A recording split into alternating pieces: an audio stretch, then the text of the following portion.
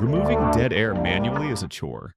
Whether it's awkward pauses or those long silences between takes, scrubbing and cutting them one by one slows you down and breaks your flow.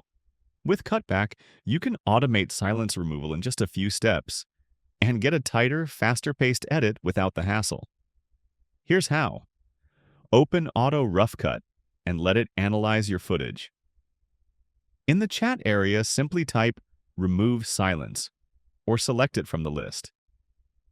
Cutback instantly creates a draft with all silent sections removed. No scrubbing, no guessing. You'll see gray boxes over the timeline. Those are the cuts. The numbers on them show how many frames were trimmed. Want more control? Click Edit Settings to fine-tune. Choose how much silence to keep using presets or dial in your own custom thresholds. Once you're happy, hit Confirm and preview the result right in Cutback. Need to adjust individual cuts? No problem. Just use the keyboard shortcut K to toggle cuts on or off, box by box.